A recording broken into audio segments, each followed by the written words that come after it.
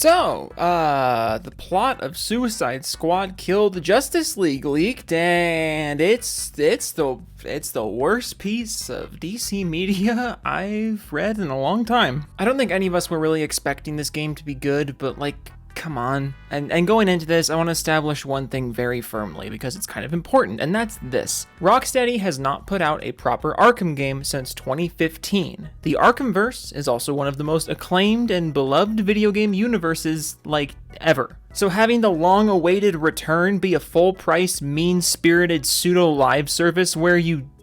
Okay, I guess I should put a spoiler alert here. I'm gonna be spoiling the Suicide Squad game in this video. Not that you should care, because nobody should buy this thing, partially because it's a full-price, mean-spirited pseudo-live service game, but also partially because it's the first Arkhamverse game in over 8 years, and the whole point is to prance around killing the characters you actually cared about, all while engaging in the most generic and soulless gameplay possible. Boy, are you glad you waited almost a decade to return to this franchise? I sure am. But in case you missed it, let's just go over all the stupid things in this game's plot. And sure, some of this is subject to change, but Rocksteady already put this statement out right after the leaks started coming out. So yeah, safe to assume that this information is at least mostly correct. Poison Ivy is alive, even though she died in Arkham Knight. Also, Harley Quinn is blatantly not the Harley Quinn from the Arkham trilogy, even though she's definitely supposed to be. Also, Deadshot is also blatantly not the same Deadshot as the Arkham trilogy. Not expecting an explanation there either. Anyways, Arkhamverse Batman comes back. Hope you weren't invested in him, because he gets his head blown off by Harley Quinn and doesn't even really put up a fight. Also, the Joker is back, even though he died in Arkham City. It seems this game's whole point for existing is just to be a raunchy, edgy, air quote subversion of the Arkhamverse, but that kind of falls flat when we've been waiting since 2015 for a new Arkhamverse game, and also this is a full-priced live service that actively tramples on the reasons we liked the Arkhamverse to begin with. It makes no sense. There are so many obvious continuity errors between the Suicide Squad game and the Arkham games, but Rocksteady and Warner Bros. Insist that this is still the Arkham universe, also they can bring back something from the Arkham trilogy that you do remember and that does have continuity, and then they can punch you in the face for being invested in it, even though they told you to be invested in it before you bought the game. I genuinely don't understand who this game is for. It would be one thing if this were just a raunchy, energetic, wild action game where you kill off the Justice League characters in ridiculous ways, but that's not what this is. It's an incredibly mean-spirited wannabe live service game that completely wastes its main characters while actively shitting on the faces of people who actually liked this universe. The only reason this game exists at all is because people liked the universe that it's set in. But you are now completely wasting any care or passion that those people had because you left them hanging for almost 10 years, only to now come out with a full-priced live service game with the most generic gameplay imaginable, where the whole point of the generic gameplay is to go around capping characters that you actually liked, while we go ahead and undo a bunch of interesting character arcs and personalities from the Arkham trilogy, because that's the only way that you could shove a live service game into this universe. And you couldn't just be fucked to make a new universe or a new franchise, because even Warner Bros. Knows that if they did set this game in a different continuity, no one would care about it. And that's the most insulting part. It's an edgy, mean-spirited live service game with a premise designed to trample over a franchise that we've waited almost a decade for a follow-up to. And it's all just made worse by the fact that this is Kevin Conroy's final Batman performance.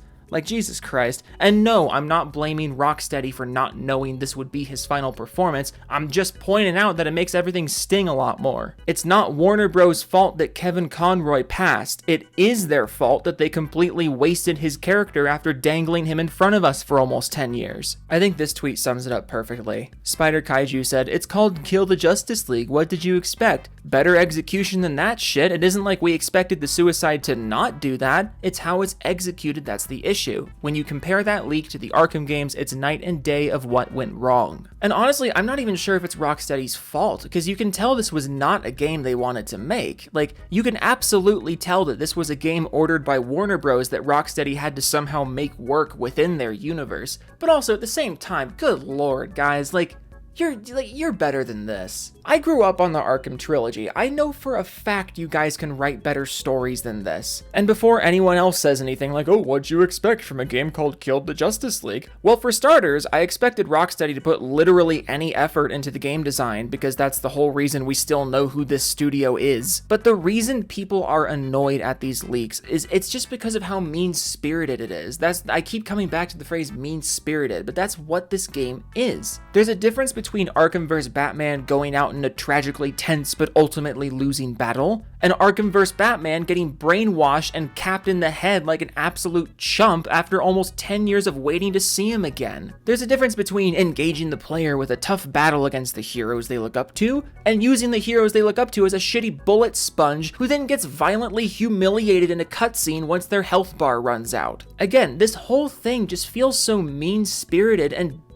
desperately edgy. This wasn't a group of people wanting to tell a dark story about the heroes tragically being turned into villains. This was a group of people who basically just said, hey, let's make the Justice League evil, lol, and then call it a day and put a bunch of live service shit into it. I'm reminded of the Joel thing from Last of Us 2, but like multiplied 7 times. The fact that Joel died in Last of Us 2 wasn't the problem. Basically, everyone was expecting Joel to die in Last of Us 2. It's the way that he died that made people upset. I really don't feel like this should be hard to understand, but apparently it was for a lot of people on Twitter, because that's Twitter, and no one has any level of context comprehension on that fucking platform. I kept seeing tweets like this and like this that seem to completely miss the point of people's frustration. Like, the problem is not that a game called Kill the Justice League has you killing the Justice League. The problem is that the way the Justice League are killed and the way the characters are portrayed is completely contradictory with the universe that Rocksteady chose to set the game in. It is very blatantly an exercise in rage bait and being as edgy as possible, and it's really, really, really lame when a game like this is being marketed to people who initially fell in love with this universe because of how sincere it was. But then there were a bunch of people just blindly running damage control for this game because, again, it's Twitter in the current year, and since I'm Joe from Seattle, I'm gonna make fun of some people's tweets because, oh my god, some of you people are way too eager to defend corporations and dunk on people for liking things. Hana says, a lot of my issue with comic book Twitter is how fucking whiny some of y'all get over little shit. Yeah, the Suicide Squad shouldn't be able to beat the Justice League, but it's a fucking video game.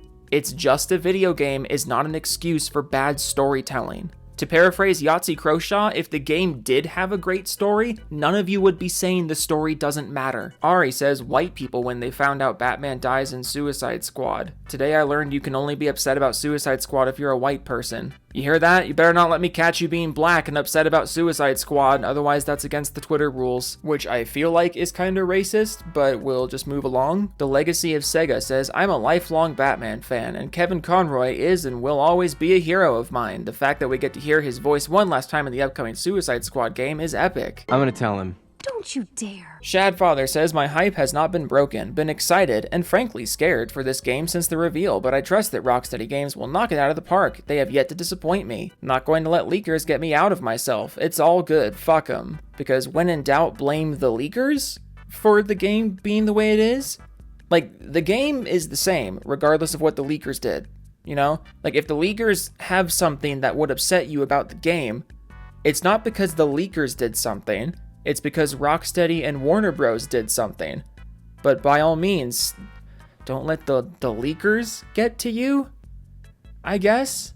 God, maybe I'm just being bitter because I fucking love this franchise. I grew up on this franchise. Arkham City is one of my favorite games of all time. So yeah, maybe I'm being overly sensitive about this. But it bothers me that after so much waiting, and after so long, this is the return to the Arkham series. The return to the Arkhamverse is not only riddled with continuity issues, and completely tramples over the characters that made us invested in the franchise to begin with. Seriously, why is this game set in the Arkhamverse if there's like no continuity? But it's just so fucking lazy. It's so lazy. It's so mean-spirited. And Rocksteady is capable of so much more than this. It's really frustrating. And if Warner Bros. And James Gunn, if they want this franchise to continue, they gotta, I don't even know what to do at this point. This game is going to flop spectacularly because there is already no hype for it. And once the story starts becoming more public, basically everyone who was on the fence is not going to buy it. And I go back to what I said at the beginning. Who is this game for? Because it's clearly not for Arkham fans.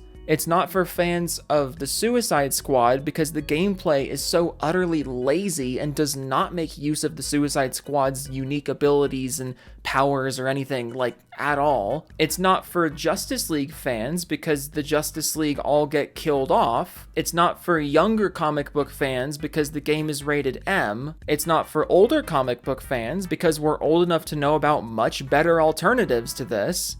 Genuinely, who is this game for? Ugh, it's so frustrating to see how far Rocksteady fell. It's just disheartening. Ooey. Toodles.